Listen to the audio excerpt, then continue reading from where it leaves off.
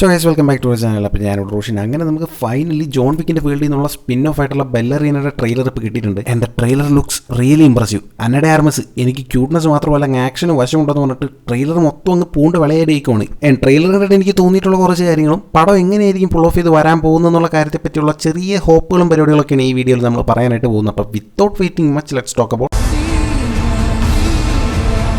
സാക്ഷാൽ ജോൺ വിക്കിൻ്റെ ഒരു വേൾഡിൽ അന്നഡ ആർമസിൻ്റെ ഒരു ക്യാരക്ടറിൻ്റെ ഒരു സ്പിൻ ഓഫ് പോലെ വരുന്നു എന്ന് അറിഞ്ഞപ്പോൾ ഈ ഒരു ക്യാരക്ടർ പുള്ളിക്കാരിക്ക് ഒരു എടുത്താൽ പോകാത്തൊരു ക്യാരക്ടറായിട്ട് മാറുമെന്നുള്ളൊരു സംശയം കുറച്ച് മുമ്പ് വരെ ഉണ്ടായിരുന്നെങ്കിൽ കൂടി ട്രെയിലറിൽ അണ്ണാക്കിലടിച്ച പോലെയാണ് പുള്ളിക്കാരുടെ ആക്ഷൻ സീസൺ കണ്ടപ്പോൾ തോന്നിയത്. ഈ ഒരു സിനിമയ്ക്ക് വേണ്ടി പുള്ളിക്കാരി ബെല്ലറീന ഡാൻസ് പഠിച്ചു വന്നു. ആൻഡ് ഇതിൽ ആക്ഷൻ സീസൺ മിക്കവാറും പുള്ളിക്കാരി ഡ്യൂപ്പില്ലാതെ തന്നെയാണ് ചെയ്തതെന്ന് പറഞ്ഞിട്ടുള്ള ന്യൂസൊക്കെ മുമ്പേ പുറത്ത് വന്നിട്ടുണ്ടായിരുന്നു. ആ ഒരു എഫർട്ടൊക്കെ ഈ ട്രെയിലറിൽ എന്തായാലും കിഡിലായിട്ട് കാണാൻ പറ്റുന്നുണ്ട്. ആ ഒരു റോള് നെയിൽ ചെയ്ത പോലെ തന്നെയാണ് തോന്നിയിട്ടുള്ളത്. അങ്ങനെ അറ്റ് ലാസ്റ്റ് ചെറിയ ടോപ്പ് എന്ന് പറയുന്ന കൂടി നമ്മുടെ ജോൺ വിക്കിൻ്റെ തന്നെ ഒരു എൻട്രിയും വെച്ചുകൊണ്ട് അവർ ഈ ട്രെയിലർ അക്ഷരാർത്ഥത്തിൽ ഒരു കളറാക്കി എന്ന് വേണമെങ്കിൽ പറയാനായിട്ട് പറ്റും. ഒരു പക്ഷേ ഇതൊരു സ്പോയിലറായി പോയോ എന്ന് കുറച്ച് പേർക്കെങ്കിലും തോന്നുന്നുണ്ടെങ്കിൽ പോലും അവരുടെ ഭാഗത്ത് നിന്ന് ആലോചിക്കുമ്പോൾ പടത്തിനൊരു ഹൈപ്പ് കൂട്ടാൻ ഇതിലും വലിയൊരു ഓപ്ഷൻ വേറെ ഇല്ല. ആൻഡ് ജോൺ വിക്ക് സിനിമകളുടെ ആ ഒരു സ്റ്റൈലിൽ തന്നെയാണ് ഈ പടം പോകാൻ പോകുന്നതെന്നാണ് ഇപ്പോൾ ട്രെയിലർ കണ്ടിട്ട് തോന്നുന്നത്. ഇതിന് മുമ്പ് കോണ്ടിനെൻ്റൽ എന്ന് പറഞ്ഞിട്ടുള്ളൊരു സീരീസ് വന്നിട്ടുണ്ടായിരുന്നു. അതും കൊള്ളായിരുന്നു. ബട്ട് എവിടെയൊക്കെയോ എന്തൊക്കെയോ ഒരു മിസ്സിങ് ജോൺ വിക്കിന്ന് തോന്നിയിരുന്നു. ആൻഡ് ബട്ട് ഇവിടെ അത് ഫുള്ളി സാറ്റിസ്ഫൈ ചെയ്യുന്ന രീതിയിലായിരിക്കും പ്രസന്റ് ചെയ്യാൻ പോകുന്നതെന്ന് തോന്നുന്നു. ആൻഡ് ജോൺ വിക്ക് സിനിമകൾ നമ്മൾ എടുത്ത് നോക്കിക്കഴിഞ്ഞാൽ മിക്കതും പെട്ടെന്ന് നടക്കുന്ന പോലെയാണ് കാണിച്ചിട്ടുള്ളത്. അത് വലിയ ടൈം ജമ്പ് ഒന്നുമില്ല. ഒരു ദിവസത്തെ കഥ അല്ലെങ്കിൽ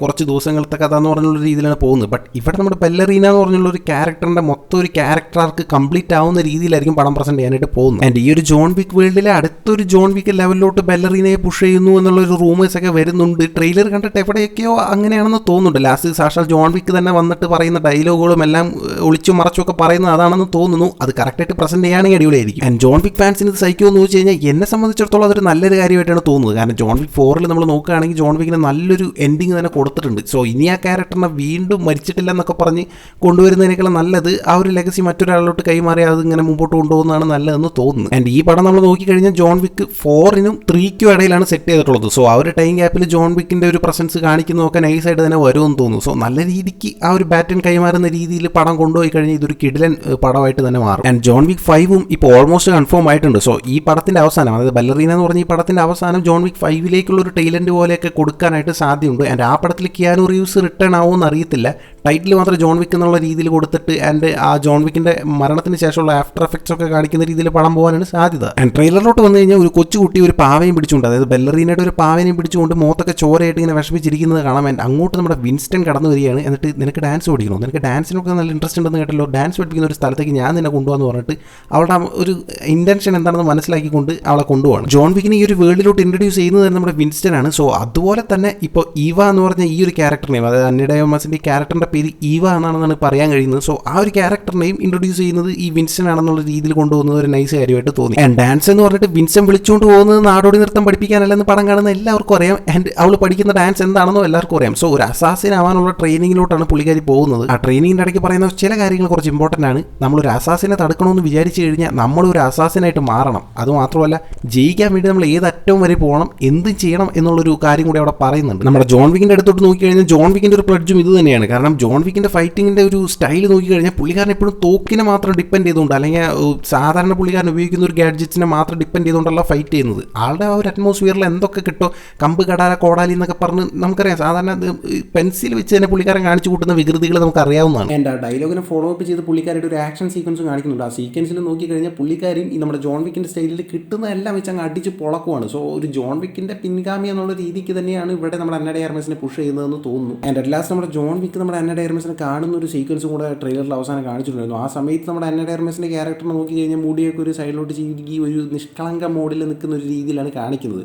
ആൻഡ് ആ ഒരു കണ്ടുമുട്ടലിന് ശേഷമായിരിക്കണം പുള്ളിക്കാരി ഒരു പൂർണ്ണമായിട്ടുള്ള ഒരു അസാസിൻ മോഡിലോട്ട് മാറുന്നത്. ആൻഡ് അതിനുശേഷം പുള്ളിക്കാരി കോണ്ടിനെന്റിലോട്ട് വരുന്ന ഒരു സീനൊക്കെ കാണിക്കുന്നുണ്ട്. ആ സീനിലൊക്കെ പുള്ളിക്കാരുടെ ഹെയർ സ്റ്റൈൽ കണ്ടാൽ തന്നെ അറിയാം പുള്ളിക്കാരി കറക്റ്റായിട്ട് നമ്മുടെ ജോൺ വിക്കിൻ്റെ ആ ഒരു സ്റ്റൈലിലോട്ട് തന്നെ മാറിയിരിക്കുന്നതായിട്ട് കാണാൻ പറ്റും. ജോൺ വിക്കിൻ്റെ ഫസ്റ്റ് പാർട്ടിലൊക്കെ പുള്ളിക്കാരൻ ഏതാണ്ട് ഇങ്ങനെ ജെല്ല് വെച്ച് മൂടി പതച്ചൊട്ടിച്ച് വെച്ചിരിക്കുന്ന ഒരു രീതിയിലൊക്കെ വരുന്ന ഒരു സ്റ്റൈൽ ഉണ്ടായിരുന്നു. സോ ആ ഒരു ഐക്കോണിക് സാധനം ഇവിടെയും കാണാൻ സാധിക്കും. കോണ്ടിനെന്റിലോട്ട് വന്നതിന് ശേഷം പുള്ളിക്കാരി കോയിൻ കൊടുക്കുന്നത് അസ് യൂഷ്വൽ നമ്മുടെ ജോൺ വിക്കിൻ്റെ പോലെ തന്നെ ഷാരോൻ്റെ അടുത്താണ്. ഷാരോനെ അവതരിപ്പിച്ച റെഡിക്ക് എന്ന് പറഞ്ഞുള്ള അദ്ദേഹം മരിച്ചു പോയിട്ടുണ്ടായിരുന്നു റിയൽ ലൈഫിൽ. സോ അതുകൊണ്ട് തന്നെ അദ്ദേഹത്തിൻ്റെ അവസാനത്തെ ഒരു അപ്പിയറൻസ് ആണ് ഈ പടത്തിൽ കാണാനായിട്ട് പോകുന്നത് നമ്മൾ. ആൻഡ് അതിനുശേഷം ഒരുപാട് ആക്ഷൻ കട്ടുകളാണ് നമ്മൾ കാണിച്ചിരുന്നത്. ആ ആക്ഷനൊക്കെ കിഡിലായിട്ട് വന്നിട്ടുണ്ട് എന്നതിലുപരി നമ്മൾ ശ്രദ്ധിച്ച മനസ്സിലാവും പല പല ടൈം ഗ്യാപ്പിലുള്ള ഫൈറ്റ് സീക്വൻസുകളാണ് നമ്മൾ കാണിച്ചു പോകുന്നത്.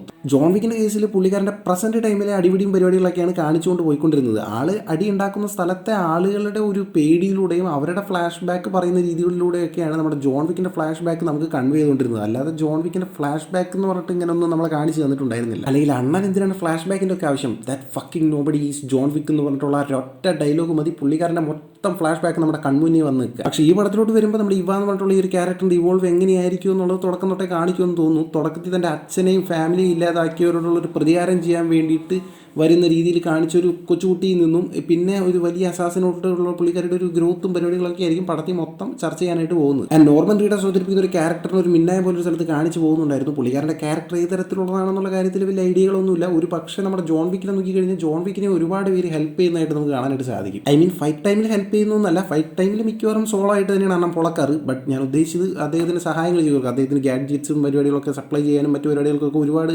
സഹായങ്ങൾ വരുന്നുണ്ട്. സോ ആ ഒരു മൂഡിൽ തന്നെ ഈ ക്യാരക്ടറിന് സഹായം ചെയ്ത് കൊടുക്കുന്ന ഒരു ക്യാരക്ടറായിട്ടാണോ അതോ അദ്ദേഹത്തെ ഒപ്പോസ് ചെയ്യുന്ന ഒരു ക്യാരക്ടറായിട്ടാണോ വരാൻ പോകുന്നത് എന്നുള്ളതൊക്കെ നമുക്ക് കണ്ട് തന്നെ അറിയേണ്ടി വരും. ആൻഡ് ജോൺ വിക്കിന് ഇതിലൊരു ഫൈറ്റ് സീനും കൂടെ ഉണ്ടെന്ന് ചെറിയൊരു റൂമറൊക്കെ വരുന്നുണ്ട്. അതായത് നമ്മുടെ ആന ഡെ ആർമാസിൻ്റെ ഇവാൻ എന്നുള്ള ക്യാരക്ടർ എല്ലാം കൊണ്ടും പാളി നിൽക്കുന്ന ഒരു സമയത്ത് ജോൺ വിക്കിൻ്റെ ക്യാരക്ടർ അപ്പിയർ ആവുന്നതും ഇവർ ഒരുമിച്ചിട്ടുള്ളൊരു ഫൈറ്റ് സീനൊക്കെ ഉണ്ടെന്ന് പറയുന്നുണ്ട്.